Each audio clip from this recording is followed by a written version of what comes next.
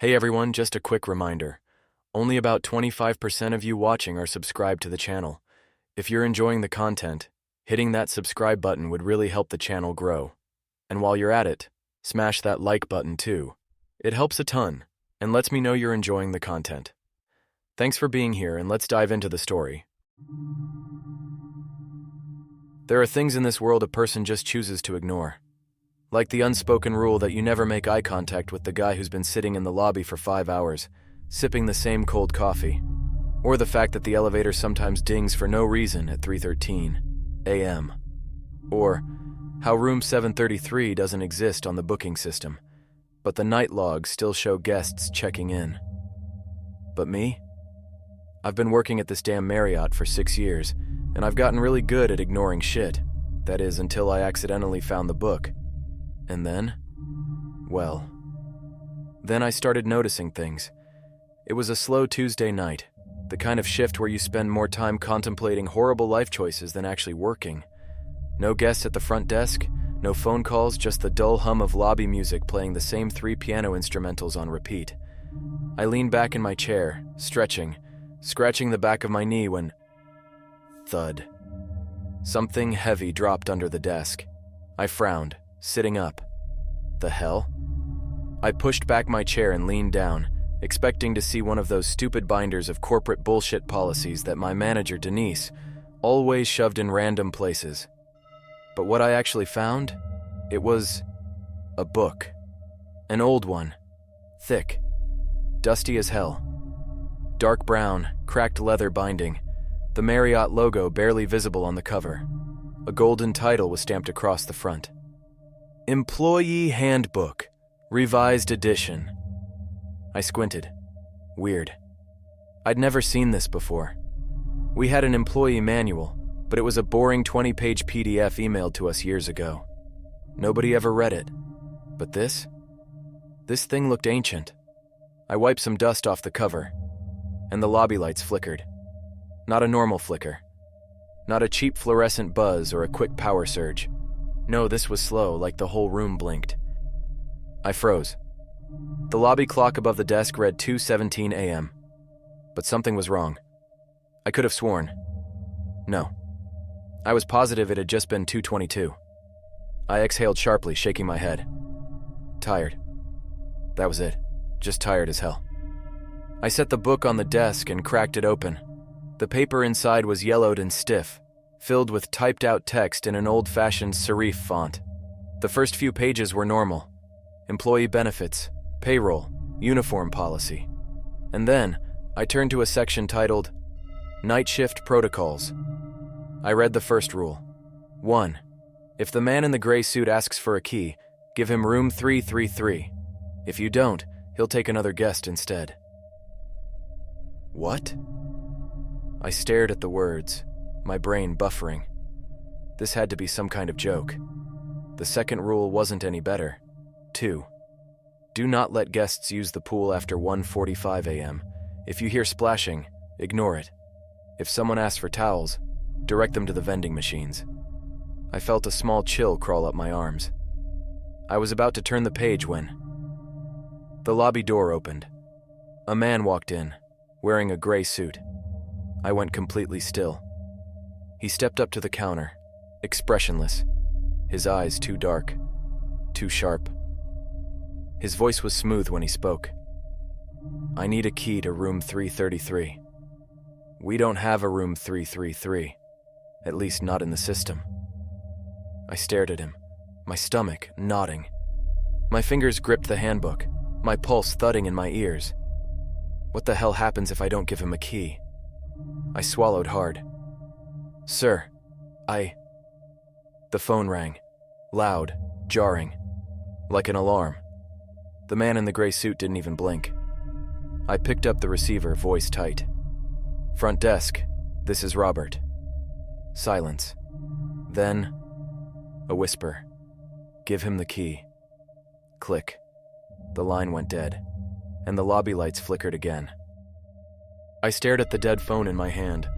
The line wasn't just silent, it was gone. No dial tone, no static, just emptiness. I set it down carefully, my fingers stiff. The man in the gray suit hadn't moved. He just stood there, hands resting lightly on the counter, his expression neutral, expectant, waiting for the key. The key to room 333. The problem? There is no room 333, at least not on any map I'd ever seen. My mind raced. Give him a key. That's what the rule said. But to where? If I gave him a fake key, would he even notice? If I didn't give him a key, he'll take another guest instead. I swallowed hard. The lobby lights flickered again. The air felt thicker, the kind of charged tension before a lightning strike. My skin prickled like something invisible was watching. Then, movement. I glanced at the security monitors behind the desk, and my stomach dropped. A guest had just stepped out of the elevator. A woman in pajamas, rubbing her eyes half asleep, heading toward the vending machines. My pulse kicked up to my throat. The man in the gray suit tilted his head slightly, as if he could see her, as if he knew. Shit. Shit. Shit. I reached under the counter, grabbing a random keycard from the drawer. I had no idea if it worked, no idea if it even opened a door, but I slid it across the counter with a shaking hand. Room 333. I croaked. The man took it without a word. He turned, smooth, effortless, and walked toward the elevators. I exhaled, my whole body sagging. The guest by the vending machine never even noticed him. She just yawned, grabbed a bottle of Sprite, and shuffled back upstairs. The man in the gray suit disappeared into the elevator. The doors slid shut. A second passed, then two. Then, the security monitor glitched. For a brief moment, every camera feed turned to static. When the image returned, the elevator was empty. I stared. The keycard was still in the drawer, untouched. I hadn't given him anything. A cold chill crept up my spine. What the hell just happened? I sat there gripping the handbook so tightly my knuckles ached. I needed to close it, burn it, pretend I never saw it. But my hand moved on its own, flipping to the next page. Night shift protocols, continued. 3. If a woman with wet hair asks for a towel, say you're out of stock. If you hand her one, you'll find a room filled with them the next day, and one will be damp. My breath hitched. The pool. I thought back to rule number 2. Do not let guests use the pool after 1:45 a.m. The clock above the desk read 2:43 a.m. I hadn't heard anything. No splashing, no voices. But now that I was thinking about it, the air smelled faintly like chlorine. And then, a soft drip, behind me. I turned. A woman stood at the desk. Her long, dark hair hung in wet ropes over her face. Water pooled at her feet, soaking into the lobby carpet. She smiled.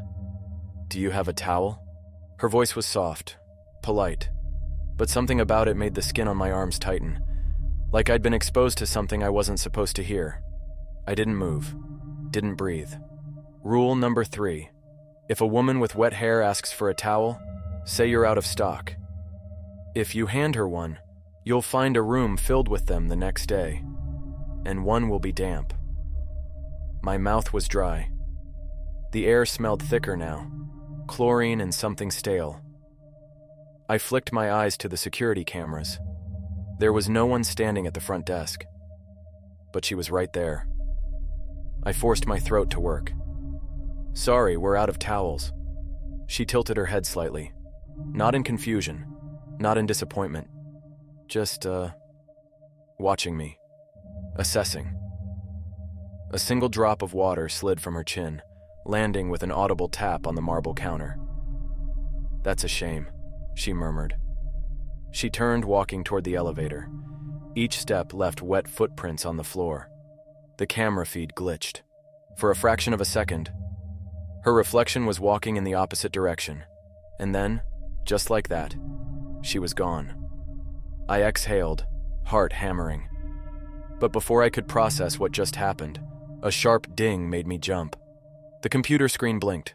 A new notification had appeared. New booking, room 733. My stomach lurched. Room 733 doesn't exist. Not in the system, not on the floor plans, not anywhere. But the guest details were already entered. Name, NA check-in time, 2:45 a.m. duration of stay, unknown. I slammed the drawer shut, grabbed the phone, and dialed my manager's number. It rang once, twice. Then, a click. Silence. And then, Robert. The voice wasn't Denise. It wasn't male or female. It wasn't human. It sounded like static shaped into words. You opened the book. The call dropped, and the lobby lights flickered again. I stared at the phone, my breath coming short. This was wrong. All of this was so wrong. I needed to stop, needed to put the book back and pretend none of this ever happened. But instead, I flipped the page. 4. If room 733 appears in the system, do not assign it to anyone. Do not enter it. Do not acknowledge it. It was never there. I clenched my jaw. The system had already assigned it. Someone, or something, had checked in. I clicked into the booking details. The system wouldn't let me delete the reservation, wouldn't let me change it, wouldn't let me do anything. And then, the printer behind me whirred to life. I turned slowly, heart pounding. A single keycard slip was being printed. Room 733. Right below it. Guest has arrived. The lobby phone rang again. I didn't want to answer it. I really didn't. But my hand moved on its own. I lifted the receiver. Silence. Then, the same static voice. Robert. My pulse stalled. The door is unlocked. The line went dead, and from somewhere down the hall, a door creaked open. I didn't want to check, didn't want to move. But the moment stretched too long, the silence pressing in like a physical force. I turned to the security cameras. The hallway feed flickered, static crackling along the edges of the screen. Then, it cleared. And there it was. Room 733. The door stood wide open. I clenched my fists. This isn't real. I had walked that hallway 1,000 times. There was no room 733. There never had been. So why was it right there on the screen? I could feel the handbook sitting on the counter behind me, like it was watching, mocking me. I should have left. Should have clocked out, walked out the front doors and never looked back. But my body moved on its own. I stepped from behind the desk, walked toward the hallway. Each step felt like I was wading through something heavy. The air had weight now, thick, suffocating. The walls felt taller, stretching higher than they should have. As I neared the hallway, the overhead lights dimmed. The carpet beneath my feet felt wrong, like I was walking over something that wasn't really there. And then, I reached the door. Room 733. A room that shouldn't exist. I peered inside. The first thing I noticed was the smell, like dust, stagnant air, like something had been closed up for decades. The second thing, the furniture was covered in sheets, a dresser, a desk, 2 chairs, a full-sized bed, like it had been prepped for an opening that never came. But the worst part? It wasn't abandoned. Someone was sitting on the bed, a man, dressed in a bellhop uniform. His hands rested neatly in his lap, his face turned toward the window, motionless. A deep chill spread through my chest. I stepped back. Don't acknowledge it. That's what the rule said. Just close the door. Pretend it was never there. I reached for the handle. But then, the man turned his head, and I saw his face. My stomach dropped. His skin was pale and waxy, too smooth. His eyes were missing, just empty sockets. But the worst part? He looked exactly like me. I staggered back, my breath locking in my throat. The bellhop, the other me, tilted its head. Then, it smiled, a slow, wide grin, and then, it stood up. I slammed the door shut, spun around, But the hallway was gone. The floor stretched endlessly in both directions. The lobby, the front desk, the elevators, all gone. Just hallway. Endless hallway. My pulse pounded. I turned back to room 733. The door was wide open again. And this time, the room was empty. The sheets were gone. The bed was slept in. The air smelled like cologne and old cigarettes. And the bathroom light was on. Something moved inside. The shadow of a person. Then, a voice. My voice. Hey, man. Footsteps. Something was coming out. Something that wore my face. I couldn't move. Couldn't think. My breath was caught somewhere between my ribs, frozen in place as I watched him. He stepped into the dim light of room 733, stretching his neck like he'd just woken up from a long nap. His movements were too fluid, too relaxed, like he belonged here, like I was the one out of place. And then, he spoke. Hey man, you okay? His voice was my voice. Casual, familiar. I took a step back, my heart hammering. This isn't real. This isn't real. He laughed. My laugh. Dude, relax. You look like you've seen a ghost. His eyes flicked down to my hands, to the handbook clutched against my chest. His smile faded. Ah, that single sound made my stomach tighten. He took a step toward me. You read it, didn't you? I didn't answer. You really shouldn't have done that. My legs finally obeyed me. I took another step back, shaking my head. You're not real. My voice was barely a whisper. He sighed. Robert. Of course I'm real. I've been working here for years. He grinned again. Longer than you. I turned and ran. The hallway wasn't right. It stretched too far, like the walls had been pulled back. The ceiling lights flickered at odd intervals, too slow, like the hotel itself was glitching. My footsteps echoed. Too loud. Too sharp. I made it to the elevator and slammed the button. Come on. Footsteps behind me. Slow. Unhurried. Where you going, man? I didn't turn around. I just kept hitting the button. The elevator dinged. The doors slid open, and I skidded to a stop. Because inside the elevator, staring straight at me, was me. Another me. Dressed in my uniform, hotel name tag gleaming. His expression was neutral. Going down? He asked. I stumbled backward. The elevator doors started to close. I lunged forward and slammed the lobby button. And just before the doors shut, I saw him in the hallway, grinning. The other me, the one from room 733. His lips moved. No sound came out, but I knew what he was saying. You can't leave. The elevator plunged. I braced myself against the walls as the numbers blinked too fast. 7, 6, 5, 4. And then suddenly the whole thing stopped. The lights cut out. I was alone in the dark. A mechanical groan shivered through the walls. Then, a voice. Not from the speaker. From behind me. You shouldn't have read the book, Robert. My stomach plummeted. Slowly, I turned. And there, standing in the dark elevator, was a bellhop. The same one from room 733. His eyeless face was inches from mine. And then, the elevator doors slid open, and I was no longer in the hotel. At least, not my hotel. I stepped out onto the lobby floor, but something was off.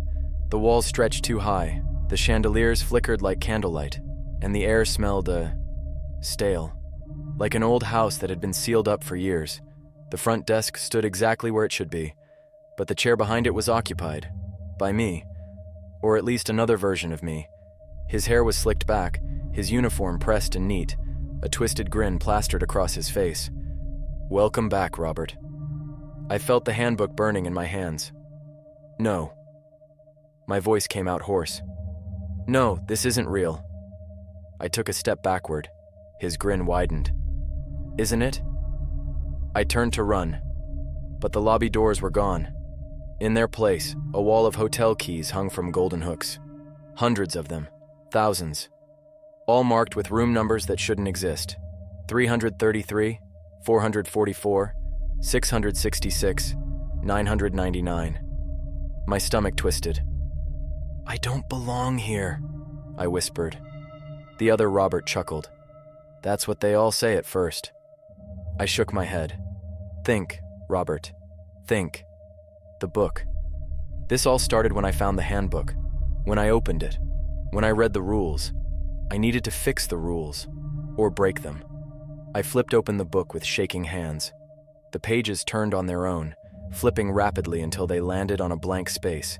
Then, ink began to scrawl itself across the page. New rules. 1. If you find yourself in the other lobby, you must check yourself in before sunrise. If you don't, you'll never leave. 2. Do not let the front desk attendant touch you. If he does, you'll take his place. 3. If the bellhop asks to take your bags, refuse. You'll never get them back. A new ding echoed through the space. I turned just in time to see the elevator open again.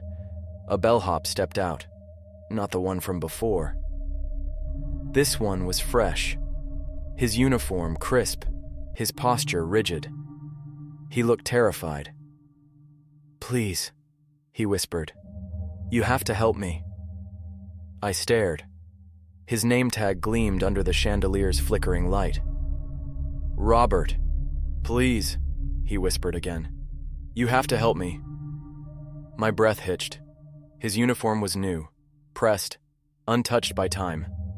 Not like the other one, not like the eyeless version that had grinned at me in the elevator. This one looked fresh, like he had just arrived, like he had once been me. The handbook in my hands twitched. I looked down. More rules were writing themselves across the page. 4. If you see the new bellhop, do not speak to him.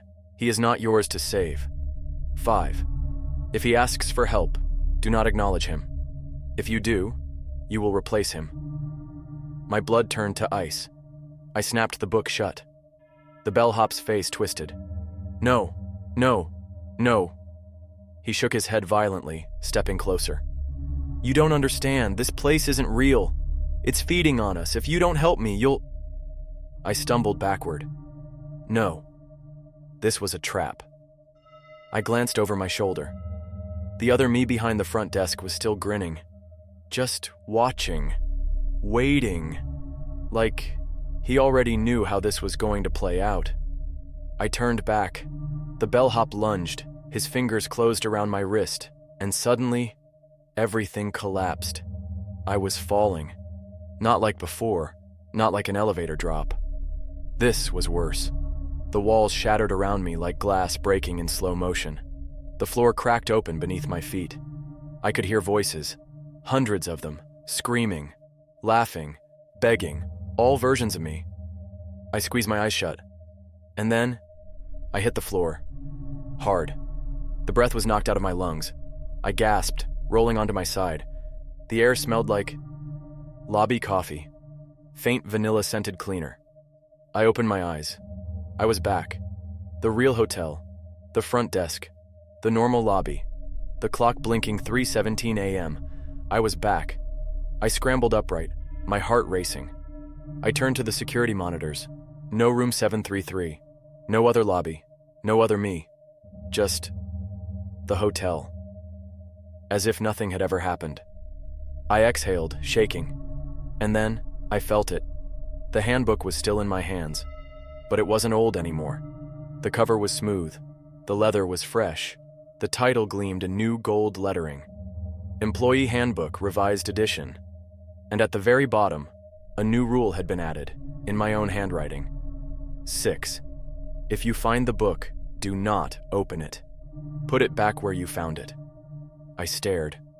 And then, I shoved it back into the drawer, shut it, and locked it. For the first time that night, the lobby felt normal. I sat down, exhaled sharply, and ran a hand down my face. The front desk phone rang. I jumped, my nerves still fried. I hesitated, then picked it up. "Front desk, this is Robert." A pause, then a familiar voice. "Hey man, you okay?" My stomach dropped, because it was me, my voice. Before I could respond, the line went dead. And behind me, the locked drawer clicked open. I didn't move, didn't breathe. The air around me felt too still, like the moment before a storm hits. The phone in my hand was silent, but my own voice still echoed in my head. "Hey man, you okay?" The line had gone dead, but I could still feel something listening, waiting. I turned slowly. The drawer was open, and inside, the handbook was gone. My stomach tightened. I reached forward, hesitant, ran my fingers along the bottom of the drawer, feeling for it. Nothing. No old leather. No pages filled with impossible rules. No proof that any of this had actually happened. I exhaled, a slow, shaky breath. Maybe it really was over. Maybe whatever had happened, whatever reality had glitched, had finally corrected itself. The clock above the front desk read 3:27 a.m., 15 minutes until my shift ended. I just had to sit tight. The lobby was quiet, the kind of dead silence that made every small sound feel too loud. I tapped my fingers against the desk, eyes flicking to the monitors. No strange guests, no shadowy figures, no room 733, just the usual late-night stillness. I almost let myself believe it, almost. Until the security cameras flickered, just for a second, a brief, glitchy flash, and when they came back, something was different. I frowned, leaning closer. Everything looked normal. The lobby, the elevators, the empty hallways. But then, I saw it. A small detail. Something I shouldn't have noticed. But I did. The clock above the front desk. I turned my head slowly, staring up at the real one hanging above me. 3:29 a.m. Now, back to the security footage. The clock on the screen read 3:17 a.m. My stomach twisted. The cameras were looping, repeating the same feed from earlier. I stared at the screen, and that's when I saw it. Me sitting at the front desk, in the footage, leaning back in my chair, reaching down to scratch the back of my knee. And then, the book fell out of the drawer, again. The loop was starting over. My heart slammed against my ribs. I grabbed my keys, my phone. I didn't give a shit about clocking out. I just needed to leave. I stood up, turned toward the lobby doors, and froze. Because standing just outside, looking in through the glass, was me. I didn't move. He didn't either. He just stared at me. And then, very slowly, he lifted a hand and pointed at the drawer. My blood ran cold. I turned my head. The drawer was open again, and the handbook was sitting right there, like it had never left, like it was waiting for me. I turned back to the glass doors, but the other me was gone. The phone rang. I didn't answer it. The security monitors flickered. The clock on the wall reset. I swallowed hard, and then, very, very slowly, I reached forward and shut the drawer. I didn't lock it. I didn't throw the book away. I just closed it. Because maybe that was the problem all along. The book had been hidden for a reason. It wasn't meant to be destroyed. It wasn't meant to be rewritten. It was just meant to be ignored. So that's exactly what I did. And when I finally looked up, the clock was right again. 3:32 a.m. The cameras were normal. The lobby was empty. And the book was gone. For now.